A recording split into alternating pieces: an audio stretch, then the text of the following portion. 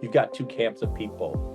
You've got people who are excited about it and people who are literally freaking out. There has to be a middle ground. So as you were saying earlier, education is the key. Those who are excited need to kind of take that excitement and bring it down a couple of notches and put it within the context of the environment. And those who are afraid need to realize that this is not going away. Welcome to the Agile Digital Transformation Podcast, where we explore different aspects of digital transformation and digital experience with your host, Tim Butera, Content and Community Manager at AgileDrop. Hello, everyone. Thanks for tuning in. I'm joined today by Kevin Dean, CEO and founder of the HubSpot Elite Solution Partner agency, ManoByte. Our topic of discussion in today's episode will be how we can make sure that we're ready for all of the impacts that the innovation in generative AI is bringing to the table. Hey, Kevin, welcome to the podcast. Very happy to have you here and to get to speak with you today. You want to add anything? Hey, I am super excited to chat and talk. This is going to be a very fun discussion, and we're just glad to be here with you today. Awesome. So, Kevin, to start off the conversation, we're talking about Gen AI readiness, and what does true Gen AI readiness constitute? What does it look like? Yeah, that's a great question, and I'll start by putting it in this context. When I think about Gen AI readiness, I think about it from the enterprise perspective. So I'm going to take the look and a glance and a perspective at it from the enterprise level, because what we are seeing and what we're hearing is actually a lot of hype. So we hear a lot of hype that is about, oh, I can use Gen AI to create content, my email, and create these pretty images and do all these other fun things and make this video. And that's all true, right? And the hype behind Gen AI is definitely transformative. But we've got to take the look and the perspective at it from the enterprise perspective. And so when you look at it from an enterprise perspective, what is needed from a readiness standpoint is completely different from a personal perspective. It's completely different from a small business perspective. So when you think of it from that lens, I think of it with a couple of categories. One, you have to have strategic alignment within your organization. You have to ensure that you have the right data infrastructure. You have to ensure that you have the right technology infrastructure. You need to make sure that you have the right use cases. And then you've got to make sure that you've got the right talent who can help you execute on Gen AI initiatives. And then last but not least is ensuring that you've got the right guardrails in place from an ethical and regulatory perspective. So there's a lot to dig in with those topics, but those really are the categories that you've got to be thinking about when it comes to AI readiness from an enterprise perspective.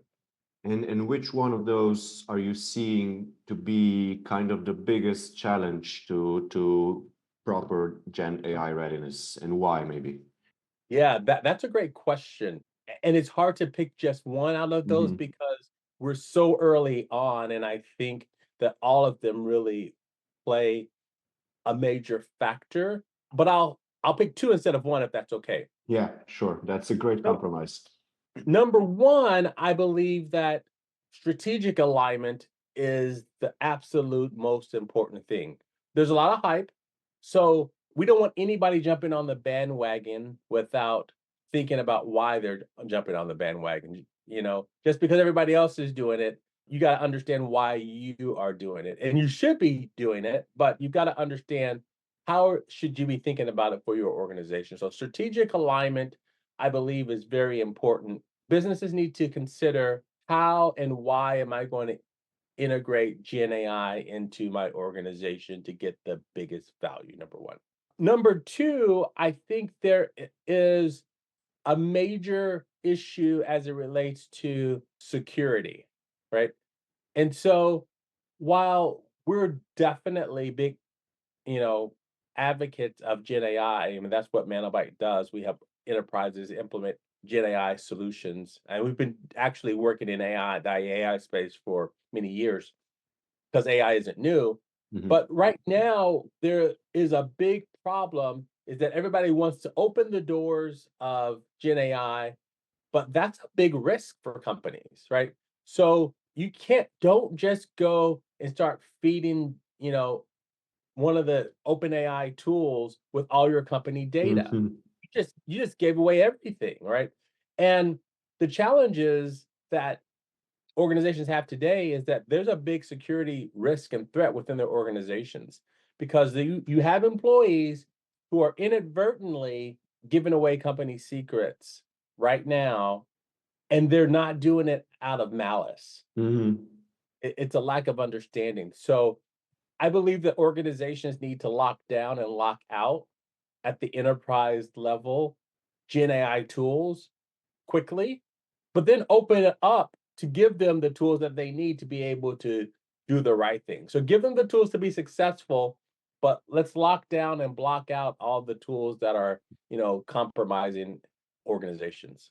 And also training, it's also if people are better trained and informed on the risks that stuff that they do poses to the entire organization, then those risks are much less prominent, obviously. That is very true. Training is another big issue, but I said I could only give you two. Mhm. Yeah, yeah. But as you said at the beginning, all of those that you mentioned, I mean, because it's so early on, true Gen AI readiness basically means getting through the main hurdles to true Gen AI readiness. It's a bit of a That's right. circular logic there, I guess.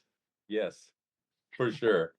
And what about, there's this often there has to be some kind of trade-off between being sustainable and resilient and being innovative on the other hand. So what can businesses do to kind of balance these two as much as possible during this era of innovation?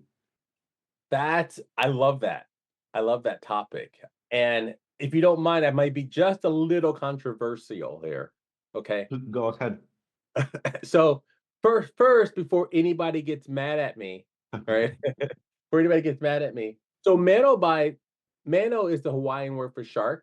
Mhm. So shark bite is kind of, you think about that's the name of our company.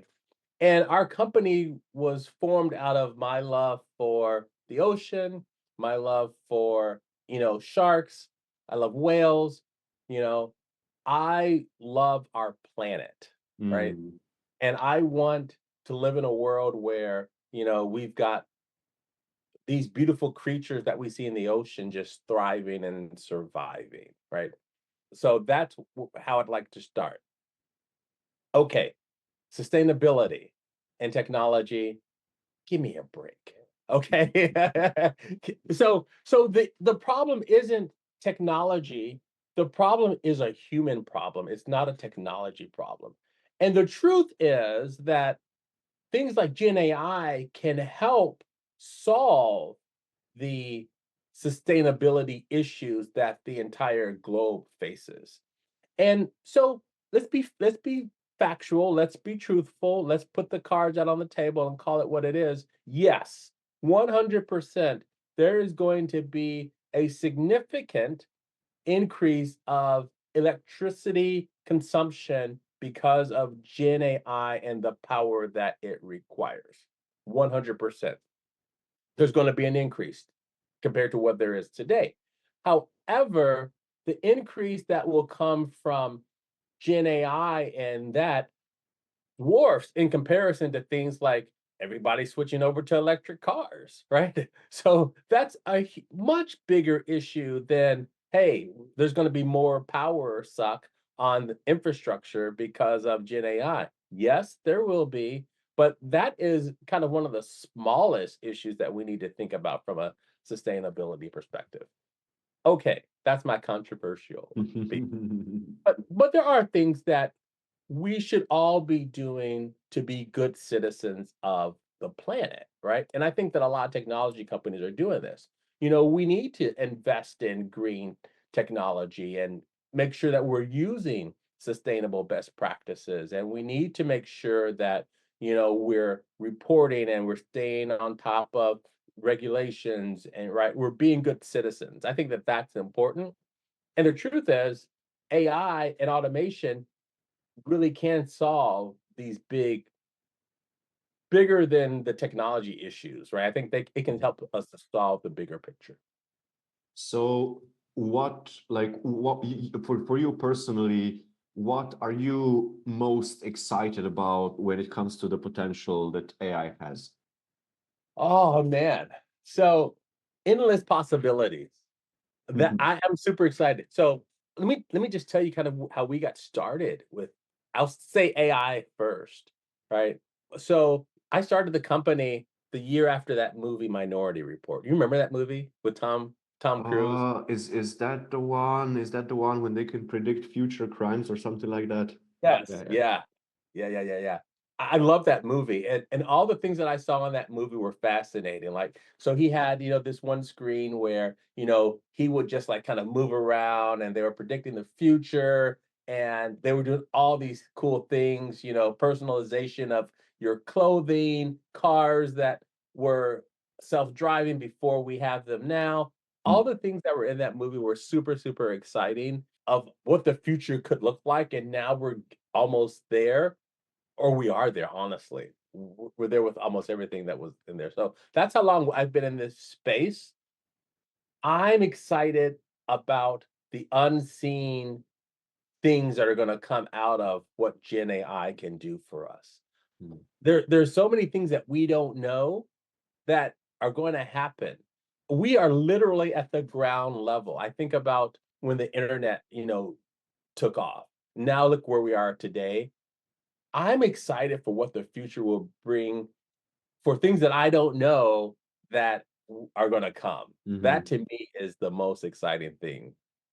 Yeah, it's always the, I don't know who said it, but it's like a common phrase that you find on the internet. It's the unknown unknowns are those that we should be most worried about. And here it's the unknown possibilities that we maybe haven't even conceived of yet. And also, I'm also wondering how obviously technology, while it solves some problems, it also introduces new unexpected problems. And it'll be interesting to see how that plays out as well. Yeah, I agree with you. I mean, we can talk about, the unintended impacts that social media has had on Mm, children, right? mm. Okay, yeah, we know that there is negative impacts. What will we do for future generations to ensure that those impacts are not negatively continuing, right? We have to think through those things. There are going to be negative there's a lot of negative outcomes with Gen AI, right? We've got a lot of deep fakes. We have a lot of fraud and scams and things of that nature. Recently, I just created my own digital twin where now I've got a voice and something that looks like me, right? And when I did that, I was super excited about it. Went down and told my wife, she said, "Okay, I'm a little freaked out right now. We need to come up with a family password that only the 4 of us know so that we can understand, "Oh, this really is dad," right? Or, "This really is Mhm. mom. This isn't a deep fake," right? Which is what we did, and I think that everybody needs to be thinking about security and those types of impacts on a different level because, that's the reality, right? So So to kind of start wrapping this up, what would be your top tips to prepare for this impact that we just discussed and that's already seen and that's also still to come? So how should, on the one hand, business owners and business leaders and people managing prepare for this? And on the other, how should just, individuals and employees prepare? I know that we're talking about the enterprise, but, it's people that make up enterprises. So we need to dedicate at least a little bit to that. yes, people do make up the enterprise, 100%. And so let's start with the employees that work within organizations. You've got 2 camps of people. You've Mhm. got people who are excited about it and people who are literally freaking out. There has to be a middle ground. So, as you were saying earlier, education is the key. Those who are excited need to kind of take that excitement and bring it down a couple of notches and put it within the context of the environment. And those who are afraid need to realize that this is not going away, right? And I think that when you get that balance and people start to understand it, take away the fear, take away the anxiety, then I think that's going to help individuals at at that one level. And I think that the answer at the senior leadership perspective is the same, Mhm. right? They also have to bring down their excitement and bring up their knowledge level. And if they do that, then they're going to be okay. Then they're going to be able to start making good, responsible decisions for their organizations that will help to drive good results in the long term. Now we're reaching some kind of Taoist lessons about just balance being the key to everything. Yes, that's right. That is so true. And well, Kevin, I couldn't think of a better way to finish this great conversation off. Just before we do, if anybody listening right now would like to learn more about you, learn more from you, or learn more about ManoByte, what's the best way to do all that? Yeah, the best way that you can get in touch with me is follow me on LinkedIn. KJ Dean is my handle on LinkedIn. You can go to my website, kjdean.com. And then our company's website is manobyte.com. You can please reach out to us there as well. Great. We'll make sure to put everything in the show notes for easy access. And Kevin, thank you again for joining us today. Thank you for your insights and for the awesome conversation. Yeah, this was a great conversation. Love chatting with you, and we'll talk to you again soon. Yep. Have a great day. And to our listeners, have a great day, everyone, and stay safe. Thanks for tuning in. If you'd like to check out our other episodes, you can find all of them at agiledrop.com/podcast, as well as on all the most popular podcasting platforms. Make sure to subscribe so you don't miss any new episodes, and don't forget to share the podcast with your friends and colleagues.